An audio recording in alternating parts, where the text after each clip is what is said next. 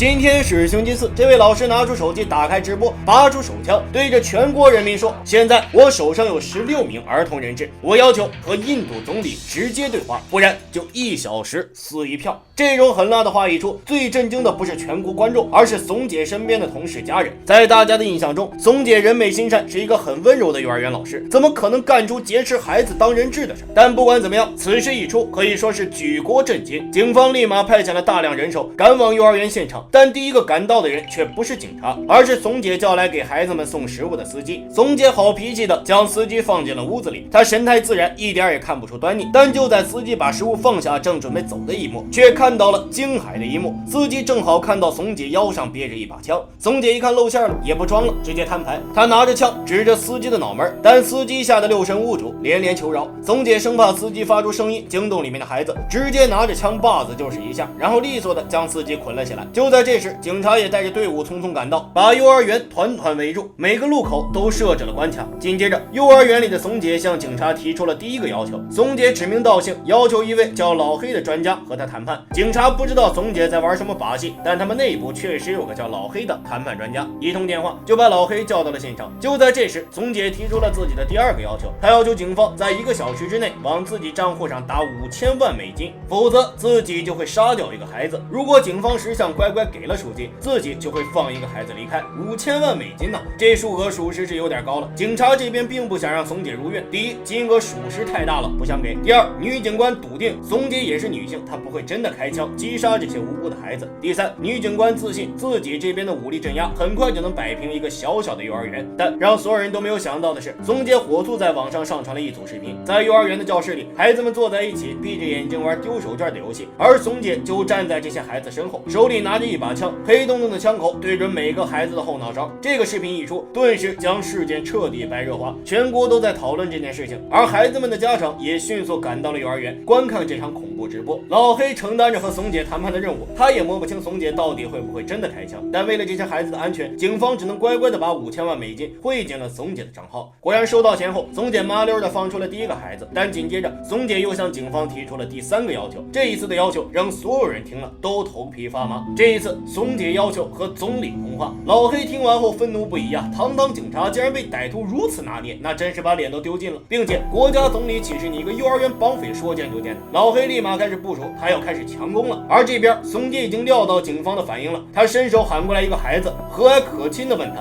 Can we play that game? वो shooting वाला? Yes, teacher, I Yeah. will play. Okay, go stand there. 而这个欢呼雀跃的孩子没有意识到，自己最喜欢的老师手里拿的是一把真枪。男孩正在和老师玩射击游戏，但他不知道的是，老师手里拿的是一把真枪。就在下一秒，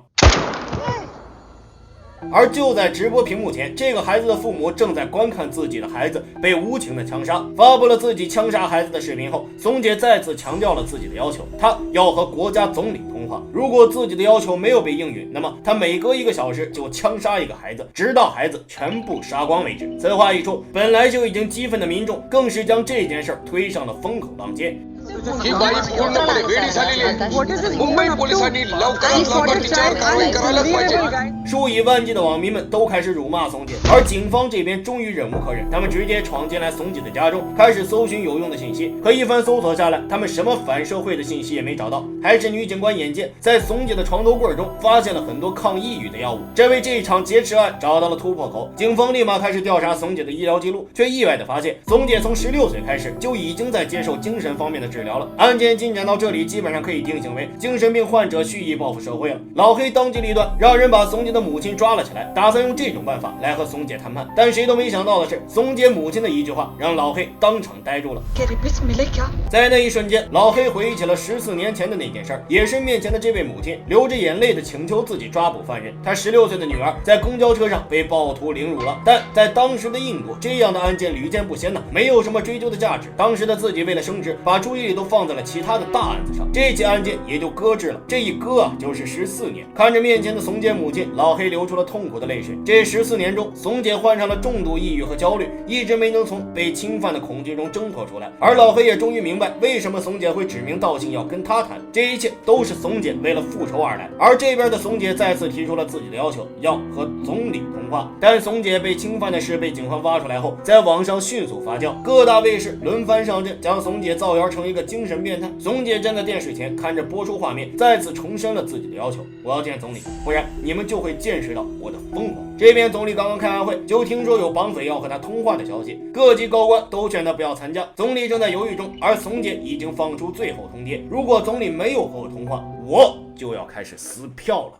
这个女人持枪对准了幼儿园的孩子，就是为了换取和总理通话的资格。而怂姐也如愿了，总理害怕孩子们受伤，最终还是拨通了怂姐的电话。在电话中，怂姐提出了自己的4个要求：我会放掉2个孩子，但相应的是，总理得到幼儿园来亲自面见自己。总理答应了，怂姐也信守承诺，放出了2个孩子。但令人意想不到的是，这2个孩子中的一个正是怂姐视频中被他打死的那个。怂姐没有真的杀人啊，之前的镜头是伪造的。案件进展到这里，已经越来越让人搞不懂了，怂姐想要干什么？很快，总理的车就到了幼儿园门口。作为谈判专家，老黑跟着总理进了幼儿园。在进去之前，老黑就和总理报备了自己的想法。怂姐极有可能因为被侵犯的事发展成了精神紊乱。现在这种鱼死网破的做法，恐怕已经不是简单的给自己讨还公道了，更可能是想报复社会、报复国家。而等2人进入幼儿园之后，却发现情况很稳定，怂姐言行举止都很正常，甚至还在他们来之前就架好了直播设备。而怂姐和总理的谈话也会直播给全国观众。总理坐下来后，怂姐就给他看了电脑，里面是他和警方要来的5000万美金，分文未动。怂姐要总理把这5000万美金捐给被侵犯的受害者们，总理同意了，按下了回车键。但接下来才是2个人谈判的正轨。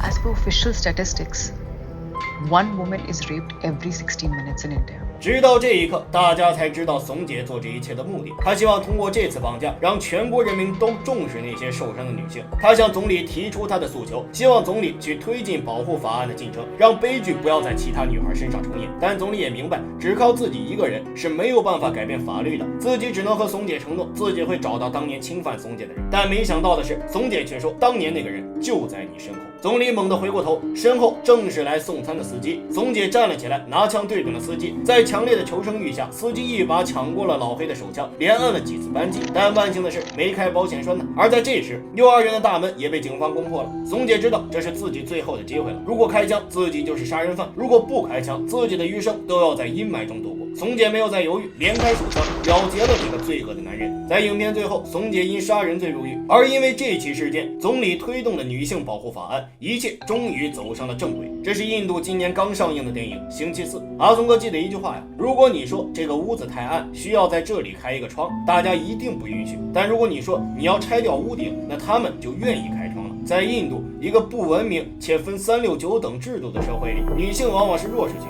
也更是最易受到伤害的群体，被剥削、压榨、伤害，这是所有印度女性正在遭遇的困境。一遍一遍的提，但毫无改变，也没有人倾听他们的痛苦，也没有人注意到他们的悲剧。当暴力成了唯一解决问题的途径，这又该是多么可悲的一件事。希望我们在面对不公时，也有在发出自己的一份声音。最后，阿松哥借用鲁迅先生的一句话，也希望大家铭记：无穷的远方，无数的人都与我有关。